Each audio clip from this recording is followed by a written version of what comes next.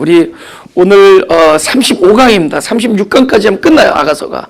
그래서 9개월 동안에 우리 9개월 동안에 아가서를 하게 됐습니다. 우리 35강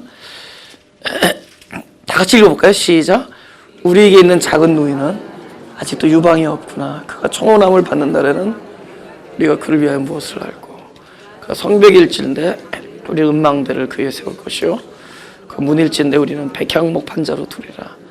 나는 성벽이요 나의 유방은 망대 같으니 그러므로 나는 그의 보기에 화평을 얻은 자 같구나. 아멘. 이 단어가 많이 나오잖아요. 그 유방이란 단어가, 우리에게 있는 작은 노예는 아직도 유방이 없구나. 그래서 그 단어가 왜 이렇게 자꾸 나오느냐 하면은, 하나님께서 그 출애굽했던 백성들을 이렇게 가나안 땅으로 옮기시면서 뭐라 그러시냐면은 앞으로 젖과 꿀이 흐르는 땅으로 인도한다고 얘기합니다. 그죠? 근데 그 젖과 꿀이 흐르는 땅이라고 이야기했지만 실제로 그 땅에서 젖이 나거나 그 땅에서 꿀이 흐르는 게 아니었거든요. 근데 그 땅에 들어가서 사람이 바로 젖을 만들어내는 사람이 되고, 그 사람이 꿀을 만드는 사람이 되는 곳이었어요. 바로 그곳이. 그죠? 우리 계시록에 보면은 3분의 1, 3분의 1 이런 많이 나옵니다. 3분의 1이 멸망하고. 그래서 그 3분의 1을 멸망한다 할 때 3분의 1은 실제로 여기 뭐 인구 60억 중에 뭐 20억 이런 얘기가 아닙니다. 한 사람 안에서, 예를 들면 우리가 그 애굽의 생활이 있었죠. 그 다음에 광야의 생활이 있었고, 이제 가나안의 생활, 이제 그런 의미에서 하나하나 멸망이라는 얘기는 새로운 게 세워진다는 얘기예요. 옛 것은 지나가고 새 것이 되었도다. 옛 것이 지나가면서 자꾸 이제 새로운 삶이 시작되는 거죠. 그래서 우리가 그 중간을 종말이라 그래요. 옛 것은 지나고 새 것이 되었도다. 옛 사람은 죽고 새 생명, 종말이죠, 여기서. 그죠? 과거에 대한 모든 삶의 그 끝이 오는 거죠. 그 3분의 1 중에 마지막 3분의 1이었던 가나안. 사실은 그곳이 제일 전쟁이 치열한 곳이었어요. 그죠? 갈수록 태산이고 어떻게 해야 될지 모르고 불확실한 곳이었고 가장 힘든 곳이었습니다. 그죠? 근데 왜 힘든 곳이었느냐? 바로 사람을 젖과 꿀이 흐르는 사람으로 만들기 위해서. 할렐루야. 계속 생명이 넘쳐나는 거예요. 그죠? 그 안에 그 생명의 탯줄, 이 안에서 무엇인가 남을 살릴 수 있는 양식거리를 만들어내는. 전에는 내가 먹어야지만 살았어요. 광야에서는. 애굽에서는 진짜 뭐 손에 물 한 번 묻히지 않고 완전히 하나님의 은혜로 광야로 넘어왔습니다. 광야에서는 진짜 그곳에서도 그 하나님께서 하늘에서 만나를 내려주시지 않으면 그들은 하나님께서 주시는 양식을 먹어야만 살았습니다. 근데 그렇게 살아난 자들이 결국 요단강을 건너서, 요단강이 뭐죠? 물에다가 발을 대는 거예요. 그죠? 말씀으로 내 옛사람이 죽고 다시 물에서 부활해서 올라오는 겁니다. 그래서 발에 물이 닿는 순간 물이 사라져요. 결국 그 율법의 죽음을 거쳐서 복음의 그 지역으로 넘어옵니다. 근데 그곳은 어떤 곳이냐? 끊임없이 연단이, 끊임없이 나를 해하려고 하는 그런 공격자들의 침입을 받으면서 오로지 예수 그리스도의 이름을 믿고 살아가는 곳. 그래서 무엇만 남냐? 나의 자아는 다 사라지고 오로지 정금이신 그리스도만 남는 곳. 그래서 뭐죠? 그분에 의해서 결국은 내가 살아났기 때문에, 그분으로 인해서 내 안에 충만했던 그리스도만이 나를 통해서 흘러나갈 수 있게, 젖과 꿀이 흐르는 땅. 할렐루야. 근데 이곳은 뭐야? 이 작은 노인은 아직 그 유방이 없다는 걸 얘기하는 겁니다. 여러분, 우리가 전에도 제가 말씀드렸지만은 나는 가나안이다, 뭐 나는 광야다 이러지 마시라는 거예요. 여러분, 아침에 애굽에서 시작해서 밤에 가나안 됐다가 또 더 깊은 밤에 다시 애굽 왔다 갔다 하는 거 아세요? 특별히 사람이 어떤 스텝이나 어떤 그 처지에 있는 게 아니에요. 옛 생명을 경험하고 그것이 율법으로 말미암아 처리를 받고 죽은 자의, 죽었단 말이에요. 율법은 나를 죽이는 거예요. 그죠? 율법이라는 그 대전제 앞에 우리는 죽어요. 사람은 도저히 사랑할 수 없고 사람은 도저히 용서할 수 없는 그 옛 생명은 죽지만 바로 옛 생명이 죽는 그 죽은 곳에 산자이신 그리스도가 오셔서 말씀을 성취해요. 그 일은 날마다 있습니다. 우리는 애굽과 그저 광야와 우린 가나안의 삶을 날마다 경험해요. 그러면서 서서히 그분 그리스도의 장성한 분량으로 가는 겁니다. 그죠? 이 마지막 이 부분은 그 살롬의 여인의 그 전에 그 아직도 유방이 없었던 시절. 사실 10절에 가면 있거든요. 나는 성벽이요, 나의 유방은 망대 같으니. 근데 그 시절을 회상하면서 글이 쓰여진 거. 이것이 뭐 오빠들이 말했건 누가 얘기했건 그건 중요한 거 아닙니다. 그죠? 누가 이야기한 게 중요한 게 아니라 그 상황에서 우리가 얻는 영적 생명의 가치가 무엇이냐가 중요해요. 그죠? 그 아직도 없다는 거. 그럼 아직도라는 단어가 있으면 뭐죠? 언젠간 또 있게 된다는 거예요.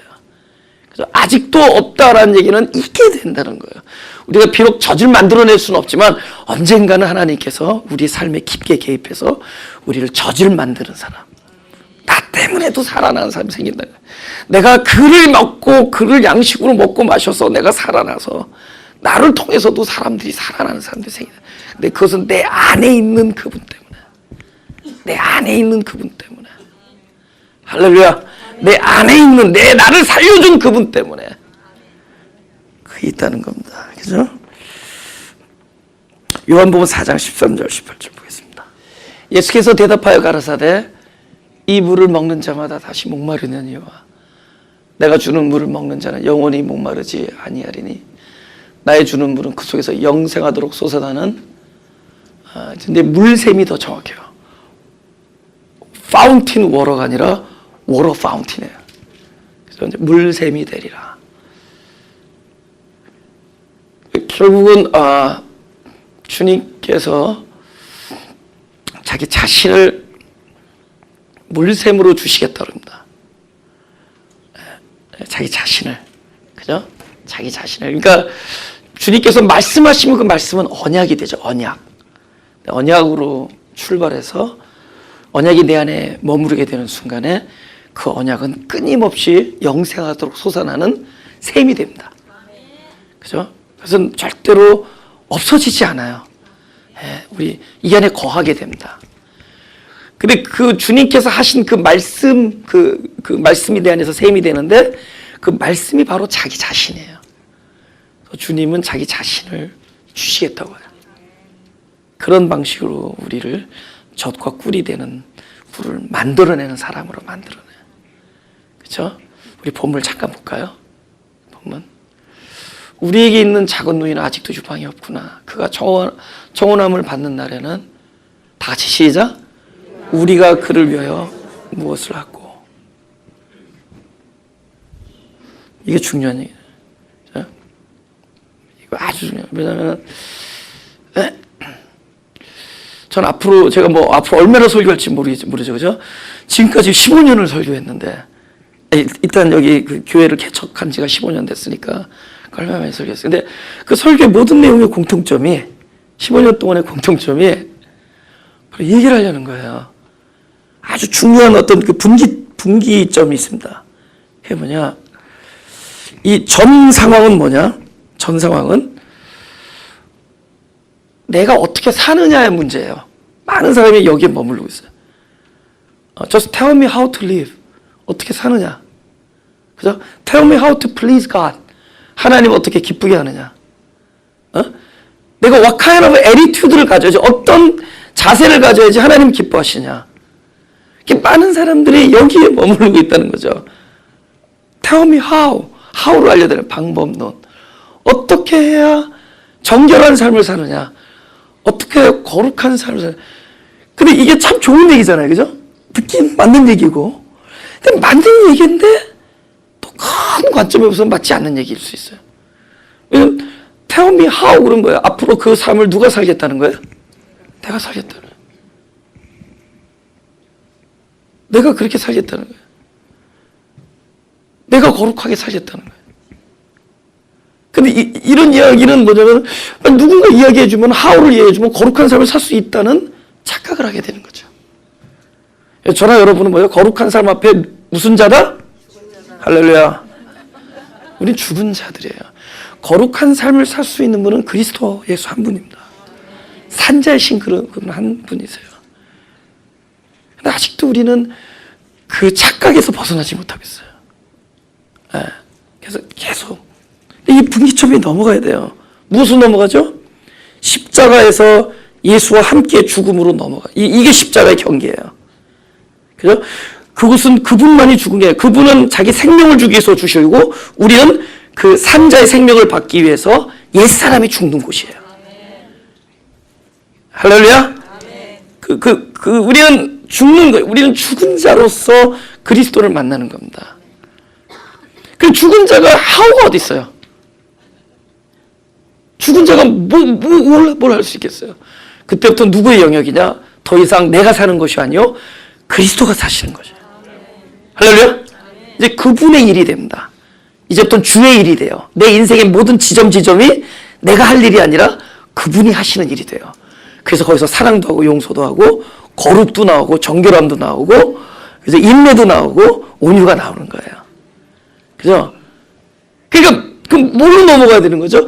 우리는 끊임없이 어떻게 살아가느냐가 영생이 아니라 바로 나에게 찾아오셔서 산자가 되실 그분은 어떤 분이신가? 그분은 어떤 분이신가? 그리스도는 어떤 분이신가? 하나님은 어떠하신 분인가? 하나님의 사랑은 무엇이며 하나님은 왜 이렇게까지도 나를 사랑하시고 나를 떠나지 아니하시고 나를 통촉하시고 나를 감찰하시고 나를 용서하시고 나를 인내하시고 나를 끝까지 보호하시는가? 영생은 그렇게 사는 것이 영생이 아니라 영생은 유일하신 하나님과 그의 보내신 예수 그리스도를 아는 거예요. 할렐루야. 이 분기점이 넘어가야 돼요. 그래서 끊임없이 그분의 어떠함을, 그분의 계획을 알고, 그분의 뜻을 알고, 그분의 마음을 알고, 그분의 사랑을 알고, 그분의 존재 가치를 아는 거예요. 내가 어떠냐는 중요하지 않대도요. 여러분, 제가 보니까 자식 사랑하는데 다 지 자식이 이뻐. 하나님도 지 자식이 이쁜 거예요. 그죠? 그분은 뭘로 사랑하죠? 부모가 요거 사랑스러우니까 사랑합니까? 부모 안에 있는 사랑 때문에 사랑해요. 그러니까 하나님이 나를 사랑하는 것도 나의 어떠함이 아니라도요. 하나님 안에 있는 사랑 때문에 우리를 이렇게 사랑하시는 거예요. 그분의 어떠하심. 그러니까 나의 어떠함에서 그분의 어떠함으로 넘어가는 것이 참된 복음의 경계입니다. 할렐루야. 그러니까 우리에게 뭘 요청하는 게 아니에요. 넌 아직도 유방이 없으니 앞으로 좀 몸을 좀 키워라, 우유를 잘 먹어라 이런 얘기 안 해요. 그죠? 앞으로 젖을 내려면 너도 젖을 많이 먹어라 이런 얘기 안 합니다. 아직도 연약한, 아직도 생명의 탯줄이, 아직도 자기 서바이벌이 급한 우리 딸을 두고 이 부모의 마음으로 우리가 그를 위하여 어떻게 할꼬. 지금 이것은 바로 저와 여러분을 향해서 하나님께서 그 얘기를 오늘도 하시는, 우리가 저를 위하여, 우리가 이 형제를 위하여, 우리가 이 자매를 위하여, 우리가 이 사역자를 위하여, 우리가 이 공동체를 위하여, 그를 위하여 무엇을 할꼬. 그는 그분이 날마다 내뱉으시는 말씀인 것을 믿으시기 바랍니다. 그분의 말씀이에요. 우리도 너희가 어떻게 할꼬를 종이에 써가지고 나오라 그런 얘기 안 하세요. 하나님께서 우리에게 그걸 요청하지 않으세요. 너의 방법, 너의 계획, 너의 다짐, 네가 병을 낫기 위하여 38년 동안 노력한 거 하나라도 대봐라 이런 얘기 안 해요. 38년 동안 끙끙 앓고 있는 자에게 오셔서 딱 하나, 낫기를 원하느냐, 낫기를 원하느냐. 아멘. 그래서 그분은 우리가 무엇을 할꼬 결국은 자기 자신을 우리에게 주시기를 원하신 겁니다. 할렐루야. 다시 아까 방금 그 요한복음 14장을 보자. 솟아나는 샘물이 그 속에서 영생하도록 여자가 가로되 주여 이런 물을 내게 주사 목마르지도 않고 또 여기 물길로 오지도 않게 하옵소서. 그리고 갑자기 뜬금없이 남편 얘기하죠. 가라사대 네 남편을 불러와라. 여자가 대답하여 가로되 나는 남편이 없나이다. 예수께서 가라사대 네가 남편이 없다는 말이 옳도다. 네가 남편 5놈이 있었으나 지금 있는 6번째도 남편이 아니다. 왜 이런 말을 하느냐? 예수님께서 내가 너에게 영생하도록 솟아나는 샘물을 주리라. 근데 그 샘물이 누구야? 바로 당신이에요. 당신 무엇으로? 바로 현재 6번째 말고 7번째 남편으로 그 안에 들어가셨을 때, 남편으로 연합되어질 때, 신부와 남편으로 연합되어질 때 그 안에서 물샘이 되는 거예요. 그래서 뜬금없이 남편 얘기를 하는 거예요. 그죠? 6개는 아니다. 7째, 실제. 성경에서 7은 굉장히 중요한 숫자죠. 그래서 더 이상 예표나 그림자가 아니라 실제. 그래서 그 엿새 후에, 그러니까 7째 날에 변화산에 올라가는데 변화산이 아니에요. 예수님이 원래 실제 모습으로 나타난 거예요. 더 이상 육신의 예수가 아니라 내 안에 계실 빛으로, 영광으로, 진리로, 말씀으로 계실 그분의 모습을 베드로가 본 거예요. 7째 날. 그죠? 6 항아리가 있었는데 거기서 떠서 연회장에 갖다 주니까 결국은 연회장의 몸에 뭐야? 실제 그리스도가 들어있으니까 그것이 7번째 항아리가 돼. 실제 그리스도가 계신 곳. 그래서 7번째 남편. 그래서 내가 남편으로 너에게 말씀 언약으로 들어갈 때 그곳이 영생하도록 솟아나는 물샘이 되리라. 그죠? Not fountain water, water fountain이 된다. 샘이 되리라. 끊임없이 거기서 솟아날 것이다. 그죠? 그래서 끊임없이 자기 자신을 주는 거예요. 계속 주시는 겁니다. 그죠? 자기 자신을 주는 거예요. 아벨이 좋은 예물을 드려서 연락받은 사람이 아니에요. 아벨을 연락했어요. 일단 저와 여러분을 연락하셨듯이 저와 여러분을 그냥 연락한 거예요. 아벨을 연락했어요. 그죠? 하나님의 긍휼하심으로. 그죠? 저의 원한과 다른 박질함과 혈통과 육정으로 한 것이 아니라 그 연락한 자에게는 하나님께서 뭐냐? 끊임없이 자기 자신을 내어주십니다. 지금 우리가 이렇게 예배에 이렇게 모여서 있는 거예요. 이거야말로 그리스도가 자기 자신을 양식으로 내어주기 위한 것이에요. 더 이상 제사가 아니에요. 성찬. 나를 먹고 마셔라. 성찬이 성찬. 자기 자신. 그러니까 세월이 지난 오랜 동안에 하나님께서 바로 아들을 주신 거예요. 결국은 그것을 받은 자의 손과 발끝에 양의 첫 새끼와 기름이 흘러넘치는 거예요. 할렐루야. 오히려 아벨을 연락했기 때문에 하나님이 연락할 만한 제물이 아벨을 통해서 나와요. 그리고 아벨 자체가 그 제물화 되는 거예요. 그죠? 우리 창세기 1장 26절 27절.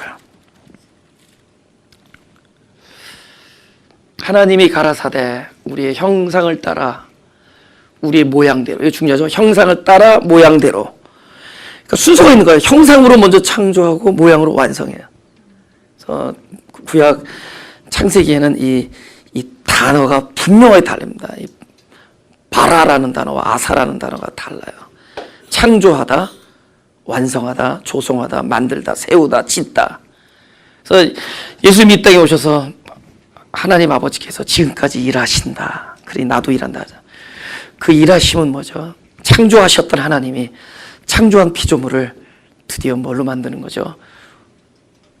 바다의 고기와 공중의 새와 육축과 온 땅과 땅에 기는 것을 모든 것을 다스릴 수 있는 누구의 영역으로 넘기죠? 피조물의 영역에서 권능자의 영역으로 우리를 만들어 나가는 거야. 사람을 그렇게 만들어 나가요. 그죠? 그러니까 사람으로 창조해요. 옛사람, 흙으로 창조합니다. 근데 그거는 형상이에요. 형상이란 단어 뜻이 아직 온전하다는 게 아니에요. 아직 예표고 그림자라는 뜻이에요. 첼렘이란 단어는 아직 그늘이란 뜻이에요. 그래서 이제 이미지라 영어로도 이미지. 그래서 첫째 아담은 이미지예요. 저와 옛사람은 이미지. 야곱도 이미지고 아브라함도 이미지예요. 근데 야곱을 이스라엘로 결국 만들어요. 그래서 창조하셨던 자를 나중에 모양으로 만들거나 조성하십니다. 그래서 야곱아 내가 너를 창조하였고 이스라엘아 내가 너를 조성했다. 아브라함을 창조하고 아브라함으로 만들고. 할렐루야. 그래서 형상을 따라 형상으로 출발해서 모양으로 만들. 이게 뭐야? 우리가 하시는 거예요. 바로 그분께서 우리를 젖과 꿀이 흐르는 땅으로 만들기 위해서, 우리의 마음 땅을 그렇게 만들기 위해서 결국은 이 일을 하고 계시는 거예요. 뭐 옛날에 있다가 없어진 일이 아니라, 과거 뭐 옛날의 얘기가 아니라, 창조하셨던 자를 바로 육축과 공중의 새와 온 땅과 땅에 기는 모든 것을 다스릴 수 있는 그리스도의 신령한 상태로, 그리스도와 연합한 자로, 전능자의 생명으로 거듭내는 작업을 하시겠다는 거예요. 할렐루야. 사람으로 출발해서, 그죠? 형상으로 출발해, 형상을 따라 그분의 본체, 드무트, 모양대로 만들어 나가는 일을 지금도 하시는 거예요. 그분이 하여 우리가 저들을 위하여 무엇을 할고, 창세기부터 출발되는, 그러면서 창조하십니다. 예, 그렇죠? 우리 아가서가 끝나고 나면은, 내일 다음 주면 끝나는데 9달 동안 했죠. 그래서 이제 그 다음에는 창세기를 합니다. 특히 1장, 2장, 3장. 2장부터 출발해요. 1장부터 하면 어려워서 2장부터 출발해서 3장. 그것도 한 몇 개월 걸릴 것 같은데, 하여튼. 예. 우리 누가복음 18장, 18절에서 22절을 보겠습니다. 어떤 관원이 물어가로되, 선한 선생님이여, 내가 무엇을 하여야 영생을 얻으리까? 예수께서 이르시되, 네가 어찌하여 나를 선하다 일컫느냐? 하나님 한 분 외에는 선한 이가 없느니라. 영생에 관한 문제. 질문에 뭐가 잘못됐죠? 내가 무엇을 하여야. 아주 잘못. 그럴 때 예수님께서 어떻게 대답하지? 네가 계명을 안 오니? 간음하지 말라, 살인하지 말라, 도둑질하지 말라, 거짓 증거하지 말라, 네 부모를 공경하라 하였느니라. 그죠? 21절, 여짜오되 이것은 내가 어려서부터 다 지켰나이다. 이제 22절이 예수님의 본론이에요. 선악과는 왜 등장하죠? 우리의 죽음의 실체를 드러내기 위해서요. 아직 영생을 갖지 못한 자야, 아직 형상으로 머물러 있는 자를 산자이신 그분이 오시기 위해서, 그분의 죽음이, 그의 발가벗음과 죽음이 드러나는 율법입니다. 율법, 선악과는 우리 계명이에요. 그죠? 우리는 날마다 선악과를 만나요. 그죠? 그래서 나의 벌거벗음과 나의 죽음의 실존이 드러납니다. 그 후에 누가 오시죠? 그 죄인의, 그죠? 입장에 서고 발가벗음이 드러난 자에게 오라고 그러지 아니하시고 드디어 하나님이 찾아오세요. 이놈 하면서 찾아온 게 아니에요. 구원의 음성으로 오는 겁니다. 드디어 생명나무가 움직이는 거예요. 할렐루야. 오시는 거예요. 그리스도, 그죠? 오셔서 그 안에서 못이 되어주시고 그 안에서 구원이 되어주신 분이 바로 그리스도예요. 그래서 그렇게 오는 겁니다. 그러니까 율법이라는 것, 결국 선악과는 뭐냐면 일단 우리의 죽음을 드러나게 해야 돼요. 그래야지 우리 죽은 자로서 산자가 오시는 거예요. 부상당한 자에게는 산자가 필요 없어요. 간호사가 필요합니다. 근데 우리는 부상당한 자가 아니라 철저히 죽은 자예요. 율법으로 말미암아 율법에 대하여 죽었으므로. 그래야지 하나님께 대해 산자로 여길지어다. 그죠? 죽음까지 가야 되는 거예요. 그죠? 그래서 그 죽음을 알려준 거예요. 주님께서는 산상수훈을 통해서 죽여야 다. 먼저 그 율법의 그저 서슬시퍼런 그 뭡니까? 그 사형 선고의 선악과의 모습으로 나타나. 그 산상수훈의 주님의 음성을 듣는 순간 다 죽을 수밖에 없어요. 그 우리를 가재는데 디스카운트를 안 해주고 오히려 따블로 가려는 거예요. 그죠? 전부 왼쪽, 오른쪽, 이건 뭐 보통 일이 아니에요. 전에도 지키기 힘들었던 율법을 설상가상 더 무겁게 하는 이유는 그 누구도 율법 앞에서 살아나는 자가 없다라는 것을 철라에 알려주는 거예요. 모든 자가 죽음이다. 근데 그 죽음이 어디서 일어나죠? 십자가, 예수님 죽을 때 우리도 함께 십자가의 죽음으로. 우리는 누가 죽는 거죠? 그 율법으로 말미암아. 산상수훈에 있었던 모든 명령 앞에서 그 율법에 대한 죄인으로서 죽은 거예요. 할렐루야. 그분은 뭐죠? 우리에게 생명을 주기 위해서 죽어요. 십자가에서. 여기서 우리의 부활이 일어나는 거예요.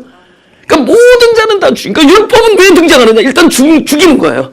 죽어야지 산자가 오셔서 살아나는 거예요. 근데 아까 20절 말씀 가지고는 안 죽겠더라고. 간음하지 말라, 부모를 공경하라. 왜냐면 21절에 뭐야? 나 지켰다는 거야. 이거 죽여야 되는데 아직도 살아있는 놈이거든요.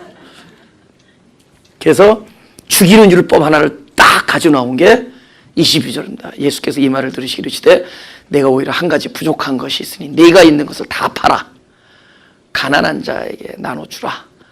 그리하면 하늘에서 보화가 네게 있으리라. 하늘에서 보화가 그리스도예요. 할렐루야. 그 마음이 하늘일 때 그 그리스도입니다. 그리고 와서 나를 쫓으라.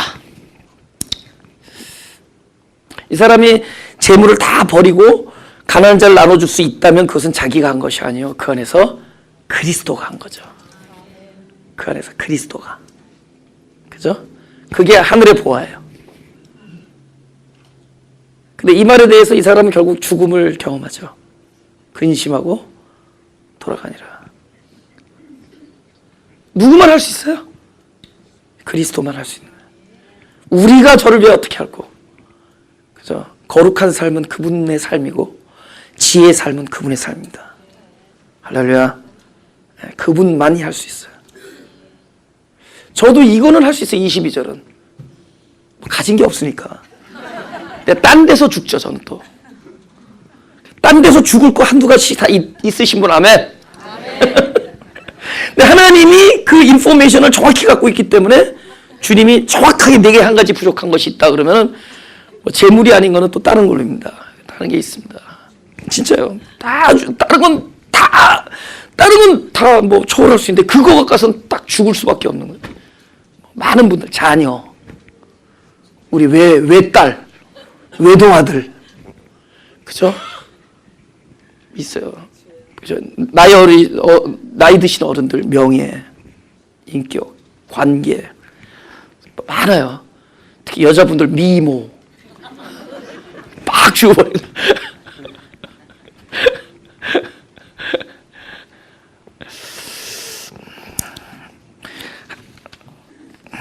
누가복음 10장 25절 28절. 어떤 율법사가 일어나 예수를 시험하여 가로되 내가 또 영생 문제. 내가 무엇을 하여 영생을 얻으리까? 예수께서 이르시되 율법에 무엇이라 기록되었으며 내가 어떻게 읽느냐? 대답하여 가로되 내 마음을 다하며 목숨을 다하며 힘을 다하며 뜻을 다하여 주 너희 하나님을 사랑하고 또한 내 이웃을 내 몸같이 사랑하라 하였나이다. 예수께서 이르시되 네 대답이 옳도다. 이를 행하라. 제가 여기다 정확하게 예수께서 이르시되 네 대답이 옳도다. 이를 행하라. 그러면 요거 세 글자 집어넣으세요. 죽어서 살리라. 아멘? 죽어서 살아나는. 그래, 행하라. 그럼 너는 죽을 것이다. 죽었기 때문에 살 것이다. 아멘? 죽었기 때문에 살 것이다. 왜? 목숨을 다하고 힘을 다해서 하나님을 사랑할 수 있는 분은 그분밖에 없어요. 그렇죠? 이웃을 제 몸과 같이 사랑할 수 있는 그리스도밖에 없어요. 그렇죠? 우리는 강도 만난 자지 강도 만난 자를 도울 수 있는 이웃이 아니라도요. 우리는 강도 만난 자가 힘이 하나도 없어요. 목숨도 없고 뜻도 없어. 지금 다 죽었는데. 근데 나를 제 몸과 같이 사랑하는 참된 이웃인 그리스도를 만나면 돼요. 그분만이 영생이에요. 우리가 그리스도께서 하시면 우리가 저를 위하여 무엇을 할고. 그러니까 우리는 넘어가야 돼요. 내가 하나님을 위해서 어떻게 살려고 하는 삶에서 손을 내려놓고 하나님은 어떤 분이신가? 그리스도는 누구신가? 그분의 사랑은 무엇일까? What kind of love? 도대체 어떤 종류의 사랑이길래 우리는 모든 포커스, 모든 초점을 거기에 맞추는 거예요. 그렇죠? 거기에 맞추는 거예요. 여러분, 제가 이렇게 얘기한다고 막 살자 이렇게 하는 사람이 아니에요. 그건 그렇게 안 가요. 이제 막 살자, 내가 어떻게 살 거 중요하지 않다. 우리 막 살자. 그건 사람이 아니래도요. 네, 우리 그 다음 절로 넘어갔죠. 네. 다음 절로. 그가 다 같이 읽어볼까요? 9절 시작. 그가 성벽일진데 우리는 음망대를 그 위에 세울 것이요 그가 문일진데 우리는 백향목 판자로 두르리라. 지금 이거는 8절에 이어서 하는 얘기잖아요. 그러면은 오케이, 아직도 유방이 없는 그 작은 누이가 만약에 성벽의 상태면은 우리가 그를 위하여 음망대로 세울 것이고, 그가 문의 상태면은 우리가 그 여인을 위하여 백향목 판자를 두르겠다, 이 뜻이에요. 일지인데 이건 뭐냐면 사람의 상태가 벽일 수도 있고 성벽일 수도 있고 문일 수도 있습니다. 그러니까 아주 대조적인, 지금 오케이, 여자의 입장에서 성벽은 뭐예요? 자기 순결함과 자기 하나님만을 사랑하는 것, 이것을 잘 보호하고 외부의 침입을 막고 잘 보호하는 벽이잖아요. 바깥으로 쉽게 유혹돼서 넘나들지 아니하고 안에서 오로지 그분의 음성만을 기다리고 그분을 만나는 굉장히 시큐한 상태잖아요. 그죠? 근데 그럼 문이라는 건 여기서 반대 입장입니다. 문이라는 거는 네가 바깥의 음성, 세상의 음성, 하나님 말고의 음성에 대하여 너의 마음의 문을 열고 너가 넘나든 데가 미혹에 빠질 수도 있다는 거예요. 근데 아까도 얘기했지만 그가 아직 약한 자이기 때문에 약한 자의 어떠함이 그분들에겐 중요하지 않아요. 네가 이런 상태면 이렇게 할 것이고 저런 상태면 이렇게 할 것이다라는 거예요. 무슨 뜻이 아세요? 그런데 이상하게도 오히려 양호한 상태 때는 은망대를 세운다는 거예요. 여러분, 은이나 금을 만들려면 어떻게 해야 돼요? 뜨겁게 달구고 아프게 때리고 두들기고 까고 부시고. 그러니까 뭐예요? 오히려 네가 진짜 순결을 지키고 정주를 지키는 그런 상황에서는 오히려 하나님 너를 더 강하게 맺혀 직질해서 더 강한 자로 만들고 드디어 은과 금으로 정금같이 나오게 할 것이고, 너희는 것을 단련한 후에는 정금같이 나오게 만들고, 문일 때는 뭐예요? 너를 보호해 주겠다. 백향목 판자로 두르리라. 성경에 그 나무가 두 가지가 있습니다. 아니 많이 나오죠. 물론 많이 나오는데 떨기나무, 별나무 다 있는데, 구약 시대 때 제일 많이 등장하는 나무가 조각목이라는 나무하고 그 다음에 백향목이라는 말이 나와요. 근데 조각목은 언약궤를 만드는 데 쓰였고 백향목은 성전을 짓는 데 써요. 하나는 이제 영어로 아카시아, 조각목, 어케이시아. 근데 이게 아카시아로 조각목이고 하나는 시다라는 그 백향목. 근데 백향목은 좀 고급으로 성전을 만들고, 조각목, 아카시아 나무가 있습니다. 근데 여기서 백향목 판자를 두른다. 결국 성전을 만들고, 오히려 네가 끊임없이 문을 박차고 제각기 자기 길로 가려고 하는 이 어린 양을 잡아다가 보호하고, 또 나가면은 다시 데려다가 보호하고, 그분의 진정한 궁극적 목적, 성전이 무너지고 돌성전이 생기고 돌성전 무너지고 그 마음 땅을 바로 그리스도가 계신, 그리스도가 머리가 되시고 그분이 계신 마음 성전으로 만들어 놓겠다. 그러기 위해서 어떻게 돼? 끊임없이 용서하고 보호하고 떠나지 아니하는, 내가 저 도망가려고 하는 이 영혼을 위하여 무엇을 할꼬. 그러니까 우리가 어떨까요? 우리가 성벽일 때도 있고 문일 때도 있어요. 근데 상관없어요. 진짜 상관없대도요. 우리가 오히려 온전해지려고 할 때 더 강하게 채찍질하시고 우리를 연단 중에 우리를 정금같이 만드시고, 할렐루야. 우리가 약해져서 자꾸 주님을 떠나려고 그러면 어떻게든지 붙잡아다가 보호하시고 문을 닫고 우리를 성전으로 만들으시는 하나님의 사랑. 약간 감동되신 분들 아멘. 그게 그분의 사랑이라고. 우리가 저 영혼을 위하여 어떻게 할꼬, 우리가 저 영혼을 위하여 어떻게 할꼬, 이렇게 하시겠다는 겁니다. 그 다음에 판자를 두린다는 또 다른 뜻이 하나 있습니다. 히브리서 9장 3절 5절 다 같이 읽어볼까요? 시작. 또 둘째 휘장되어 있는 장막을 지성소로 일컫나니 금양로와 사면을 금으로 쌓은 언약궤가 있고 그네 만나를 담은 금항아리와 아론의 쌍난 지팡이와 언약의 비석들이 있고 그 위에 속죄소를 덮는 영광의 그룹들이 있으니 이것들에 관한 이제 낱낱이 말할 수 없노라. 내가 5절을 왜 그렇게 썼을까 궁금했어요. 막 그룹들이 있고 뭐 속죄소도 없는 영광의 그룹들이 있는데 이것들에 관한 낱낱이 말, 이제 알았어. 아, 이거를 설교자의 몫으로 남겨놨구나. 아무튼 이거는 지성소에 그 언약궤가 있잖아요. 근데 언약궤는 중요한 부분이 뚜껑이에요. 일단 뚜껑이 열려 있으면 안에 게 보이잖아요. 근데 안에 거는 있잖아요. 그 뭐죠? 쌍난 지팡이, 그다음에 만나를 담은 금항아리, 그다음에 돌판 비. 그 법이 써 있었잖아요. 근데 사실은 그 세 개가 열려서 우리가 그 세 가지를 보면은 뭐냐면 내가 살아왔던 삶이 보이는 거예요. 내 삶이 보이는. 근데 삶이 그렇게 대단한 삶이 아니라 부끄러운 삶이에요. 막 반란하고 불평하고, 그리고 그분께서 만나를 주시지 않으면 아무것도 우리가 먹을 수 없었던 아주 무력한 자의 삶이고, 돌판이 우리의 손에 주어지기 전에 우리는 그 법을 깼던 자들이고 불법을 행하던 자들이고, 우리는 연약한 자들이라는 거예요. 뚜껑이 딱 열려있으면 우리가 어떻게 살았냐고 보이는 거예요. 근데 감사하게도 뚜껑을 덮으세요. 왜냐 그러면 뚜껑이 열려있으면 그 바깥에 있는 그 천사들이, 이렇게 그룹의 천사들이 얼마든지 참수할 수 있잖아요. 이거 참수할 수 없도록 뚜껑을 덮어요. 그 덮은 뚜껑에 그걸 정금으로 세워요. 그리스도잖아요. 정금. 조각목을 만들면 정금으로 세우고, 그곳을 저기 제사장이 어린 양의 피로 쫙 뿌려요. 제물에. 그럼 그건 다 뭘로 덮여 있느냐? 그리스도로 다 덮여 있어요. 그리고 하나님이 임재하실 때 거기를 또 뚜껑을 딱 깔고 앉으셔요. Nobody can open. 열 수가 없어요. 하나님의 허락 아니면은 열 수가 없어요. 그러니까 우리를 그렇게 보호하시는 거예요. 그럼 아까 문을 박항목으로 두른다는 건 결국 그 뚜껑을 덮는다는 얘기라, 일치하는 얘기입니다. 우리를 그렇게 용서하시고 보호하시고 변하지 아니하시고, 할렐루야. 그 당신이 임재로 덮어요.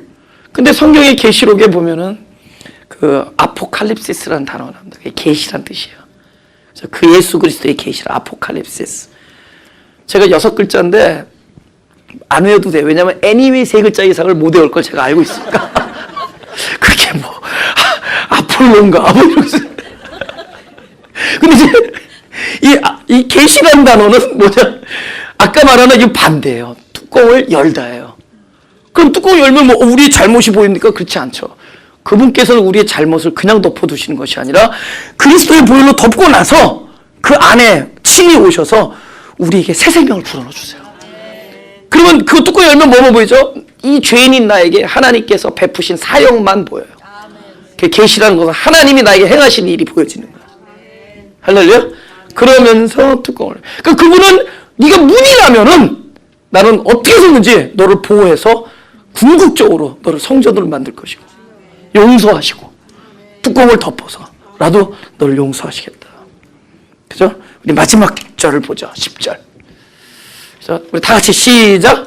나는 성벽이요 나의 유방은 망대 같으니 그러므로 나는 그의 보기에 화평을 얻은 자 같으라. 이건 전에 거를 위코 회상했지만 이제는 지금이에요. 그런 우리가 무엇을 할 거라는 그 하나님의 열심으로 인해서 이제는 성벽이요 나의 유방은 망대 같고. 할렐루야. 그러면서 다 같이 나는 시작. 나는 그의 보기에 화평을 얻은 자 같구나. 이게 참 중요해요. 화평을 얻은 자 같구나. 우리가 그냥 살면서 나는 오늘 평화롭다 이 얘기가 참 좋잖아요. 근데 그게 참 불안해. 저 사람이 오늘만 평화로울 것 같구나. 이 불안한 거라. 그러니까 사람이 이 adjective, 그러니까 이 형용사 안에 빠져 있어 버리면은 너무 subjective, 너무 주관적인 기라. 자기야, 자기의 느낌이고. 자기 느낌대로 사는 사람은 그 다음날 또 어떤 느낌을 받을지 우리가 알 수 없거든. 그지? 그걸 뭐라 하냐면 today no, tomorrow don't know. 알 수가 없어. 오늘 할 수 있는데 내일 할 수가 없어. 뭐 우리 아내가 뭐 오늘은 사랑스럽다. 내일은 무슨 무슨 마귀알밤처럼 보일지도 모르는 거잖아요. 아니 그런 거잖아요. 근데 그러면 그분이 마귀였느냐? 아니라고요. 그러면 항상 그냥 그 상대는 상대야. 자기의 관측과 자기의 느낌과 자기의 어떠함이 끊임없이 조속으로 변해. 그죠? 사람은 변해요. 제가 지난주에도 그랬죠. 사람 다 변한다. 단지 어떤 사람은 10년 만에 변하는 사람이 있고 5년 만에 변하는 사람이 20년 변하는지 다 변해. 그러니까 근데 우리는 에브리데이 변한 사람만 변한다 그러지 변해. 결국은 꾸준하신 분은 하나님 한 분이세요. 할렐루야. 사람이 딱 한 가지 꾸준해. 에브리데이 변하는 게 꾸준해.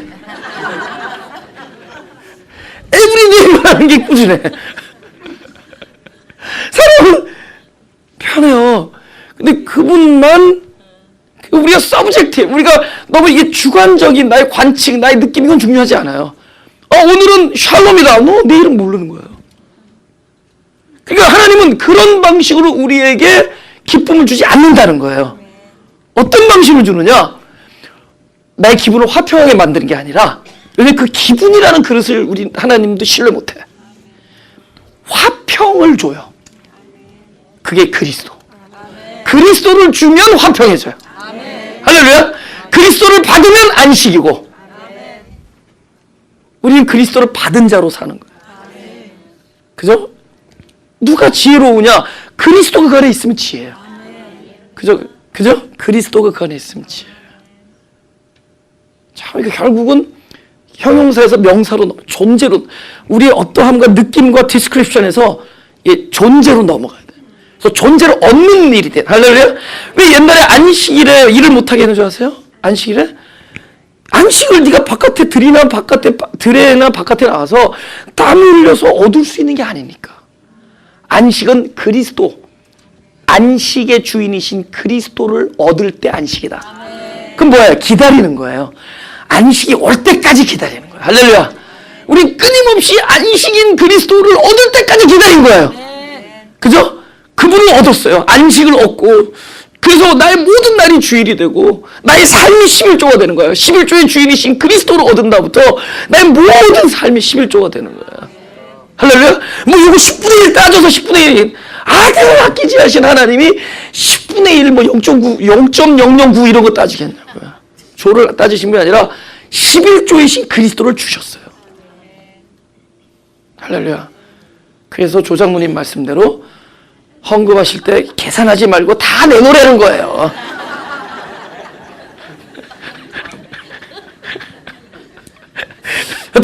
화평을 얻은 자. 그렇죠? 요거만 찾아보죠. 누가복음 5장 4절, 6절. 말씀을 마치시고 말씀을 마치시고 시몬에게 이르시되 깊은 데로 가서 그물을 내려 고기를 잡아. 시몬이 대답하여라. 선생이여, 우리들이 밤이 맞도록 수고를 하였을 때 얻은 것이 없지만은 말씀에 의지하여 내가 그물을 내리리다. 다 같이 시작. 그래야 이제 고기를 메운 것이 힘이 많아 그물이 찢어지는지라. 그다음 요한복음 21장 6절을 보죠. 그러면 요한복음 이제 21장 12절에 무슨 얘기냐면은 153마리 잡힌 놈이 기억나요? 그때 어디요? 이미 부활하셔서 디베레 바닷가 가셨죠. 근데 똑같은 베드로가 처음에 만날 때 3년 전에는 깊은 데로 던지라 할 때 던졌어요. 그랬더니 너무 많이 건졌어요. 그래서 그물이 어떻게 돼요? 근데 이번에 3년 후에 그저 예수님 3번 부인하고 도망간 그곳에 부활하신 예수가 가셔서 이번에 오른편에 던졌어요. 이번에도 막 고기가 큰 고기가 150마리가 났어요. 근데 12절에 뭐라고 얘기하냐면 그물이 찢어지지 아니하니라. 도대체 그 그물이 뭐길래 그러는 거냐고요. 어떤 건 찢어지고 어떤 건 안 찢어져요. 뭐 달라지는 거예요. 지금 그물을 버려두고 예수를 쫓죠, 처음에. 여러분, 그물과 예수가 동일하지 않은 존재라면은 마땅히 버려야죠. 근데 하나님께서는 예수 말고 딴 거 버려라 이런 얘기가 아니라 네 존재 모든 것 안에서 예수님을 찾아야 돼. 예수님이 그물이 되고 그물이 예수가 될 때 우리가 특별하게 뭘 버리고 특별하게 뭐를 놔두고 할 필요 없어요. 할렐루야. 아멘. 내 주변의 모든 이 사역이 그리스도가 되고 아멘. 내가 그리스도를 얻을 때 아멘. 그걸 특별히 버리고 말고 할 거 없어요. 아멘. 믿음은 그분을 얻는 거예요. 믿음은 그분을 얻는 거예요. 할렐루야. 예. 그 나중에 그물이 왜 안 찢어져요? 찢어진 그물은 버려야 될 그물이죠. 디프런한 존재니까. 나중에는 그분의 사역, 자기의 사역 자체가 그리스도가 돼요. 아멘. 그물, 고기를 낚는 그물 자체가 그 자체가 그리스도야. 아멘. 그럼 버려두고 말 거 할 거 없어요. 할렐루야. 내 사역에 그리스도가 없다면 내 사역은 잘못된 사역이에요. 이 사역 자체가 그리스도여야 돼요. 아멘. 그럼 우리는 자유할 수 있어요. 아멘. 이것이 뭐 사람이 많던 적던 뭐 돈이 모자르건 풍부하건 이런 건 중요한 거 아니죠. 이 사역이 그리스도일 때, 그리스도가 주신 사역이 아니라 이 사역 자체가 그리스도가 될 때 우린 이 그물 찢어지지 않을 거예요. 어떤 상황에서. 할렐루야? 할렐루야. 허문통이 어딘지 몰라도 안 찢어질 겁니다. 허문통이 어딘지 아는 사람에 의해서 안 찢어질 거예요. 그러니까 안 찢어질 거예요. 예. 마지막으로 요것만 하고 마치겠습니다. 마지막으로 로마서 9장 13절 보겠습니다. 다 같이 읽어볼까? 시작. 기록된 바 내가 야곱은 사랑하고 에서는 미워했다 하신 것 같으니라. 그런지 우리가 무슨 말을 하리요? 하나님께 불의가 있느냐? 그럴 수 없느니라. 모세에게 이르시되 내가 긍휼히 여길 자를 긍휼히 여기고 불쌍히 여길 자를 불쌍히 여기라 하셨으니 그런즉 원하는 자로 말미암도 아니요 다른 박제라는 자로 말미암도 아니요 오직 긍휼히 여기시는 하나님으로 말미암니라. 눈물 나죠? 우리가 이거를 영어로 뭐라는 줄 아세요? 요거를 13절에서 16절을 영어로 unfair 불공평하죠. unfair한 거죠. 그래서 제가 그 많은 사람을 만나봤지만 사람들이 입에서 나는 너무 불공평하다는 이야기를 해요. 누굴 향해서? 하나님을 향해서. 하나님. 근데 우리가 죽는 날까지 하나님에 대해서 불공평하다라는 단어를 없애지 못해. 신기하잖아요. 처음부터 하나님 만났을 때부터 하나님 난 불공평합니다. 하나님 너무 나한테 unfair합니다. 근데 마지막까지도 우리는 unfair한 얘기를 안 버려요. 근데 달라지게 있어요. 처음에는 에서의 입장에서 unfair라고 얘기해. 나중엔 야곱의 입장에서 unfair라고 얘기해.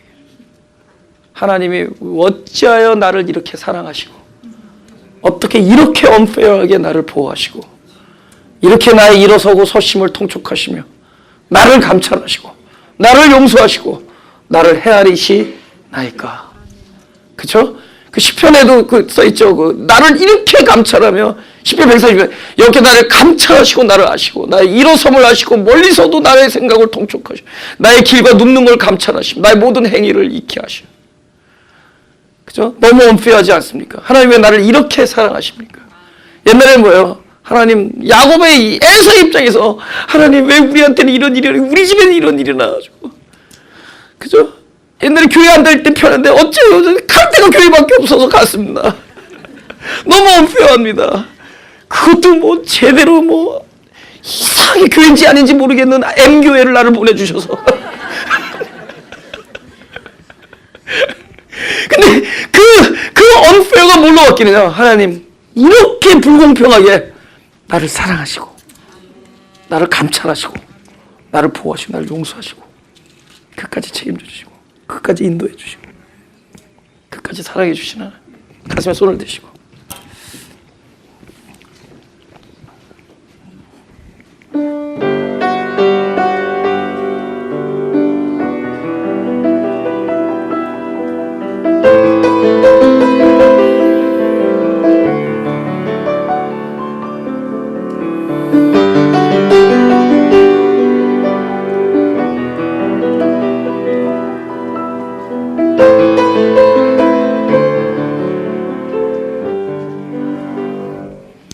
기도하겠습니다. 하나님 이 말이 사실입니까? 우리가 성벽이 됐을 때면은 우리에게 연단하시고 채찍이 잘라서 우리를 더 강건한 자로 만드시고 우리가 연약한 자일 때는 오히려 나를 용서하시고 보호하시고 인도하셔서 결국엔 당신의 궁극적인 목표이신 우리를 성전을 만드시고자 하는 하나님의 계획의 말씀이 맞는 말씀이십니까? 그렇다면 우리는 전적으로 하나님의 어떠함에 의지해서 살게 하시고 당신의 자비하심과 구별하심에 기대어 살게 하시고 당신의 약속의 모든 것을 의지하여 사는 자들이 되게 하여 주옵소서. 우리로 인하여 불안하게 우리로 인하여 불안케 여기지 않게 하시고 우리의 삶 때문에 날마다 죄책감에 살지 않게 하시고 오로지 당신의 사랑을 어떻게 해서든지 더 알기를 원하며 당신의 어떠하심 그 긍휼하심이 무엇인지를 더 알기를 소원하며 우리의 모든 관심과 우리 집중을 오로지 유일하신 하나님과 그의 보내신 자 예수 그리스도를 아는 것에 집중할 수 있게 하여 주옵소서. 그 우리 삶이 당신을 찬양하며 당신을 더욱더 알아가며 당신을 더욱 느끼며 감사하며 더욱 사랑하며 그러는 삶이 되게 하여 주옵소서.